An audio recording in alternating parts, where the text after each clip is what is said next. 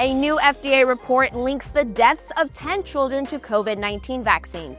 E-commerce giant Amazon cuts ties with the U.S. Postal Service, which could mean billions in lost revenue for the government agency.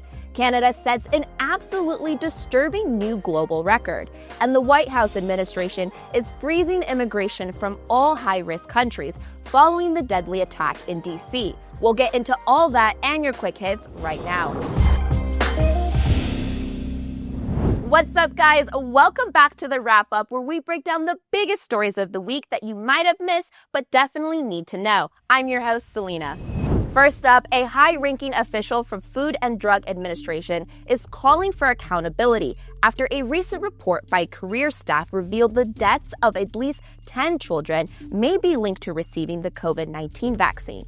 The Daily Caller reported that the FDA Chief Medical Officer, Vinay Prasad, said this in an email to his staff last week. For the first time, the U.S. FDA will acknowledge that COVID-19 vaccines have killed American children. Prasad pointed out that these cases were revealed through the Vaccine Adverse Event Reporting System, but due to the tedious process submissions require, the number of deaths is likely underestimated. The report on suspected COVID vaccine deaths has not officially been released, but it's clear citizens have become increasingly skeptical following the former White House administration's handling of the pandemic and vaccine mandates. According to a Kaiser Family Foundation poll released in August, only 37% of Americans trust the FDA to act independently without outside influence. In anticipation to the potential pushback against his calls for transparency, Prasad concluded his email to staff saying, "Some staff may not agree with these core principles. Please submit your resignation letters to your supervisor."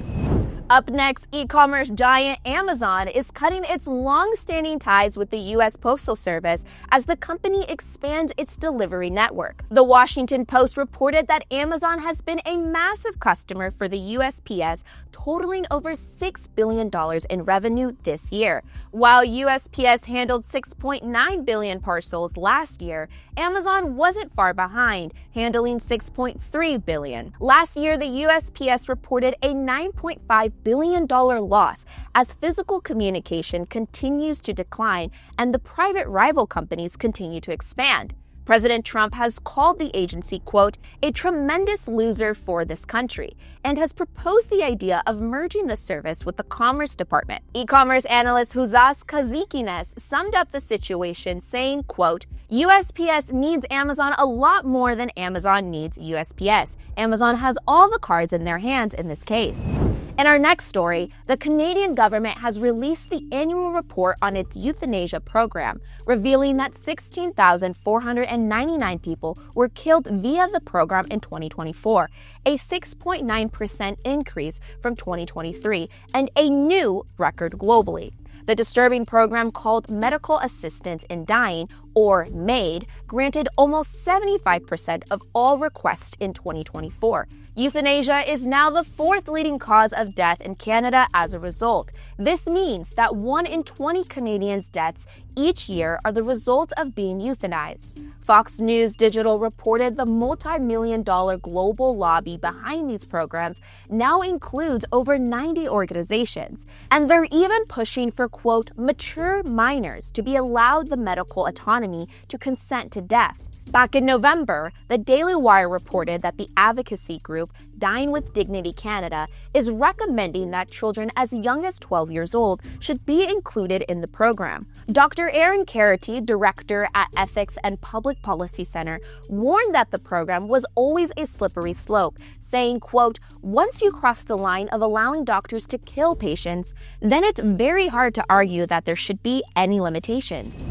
Up next, following the shooting of 2 National Guard members in Washington, D.C., the White House administration is halting all immigration from countries considered, quote, high risk. The Daily Caller reported that U.S. Citizenship and Immigration Services will stop immigration and naturalization processes for foreigners from 19 countries. Not only will this cease green cards and citizenship applications, but the USCIS also plans to review applications restrictions approved under the prior administration and will also restrict asylum applications for all foreigners. Some of the high-risk countries include Afghanistan, Iran, Somalia, Cuba, and Venezuela. The pause will remain in effect at the discretion of the USCIS Director Joe Edlow. Following the deadly attack in D.C., allegedly committed by an Afghan national, President Donald Trump posted on Truth Social saying, quote, "I will permanently pause migration from all third world countries to allow the U.S. system to fully recover and remove anyone who is not a net asset to the United States or is incapable of loving our country." And now it's time for Quick Hits. A Methodist pastor in upstate New York turned a Sunday church service into a personal announcement ceremony, telling worshipers that the 51-year-old spiritual leader is now transitioning and no longer identifies as male.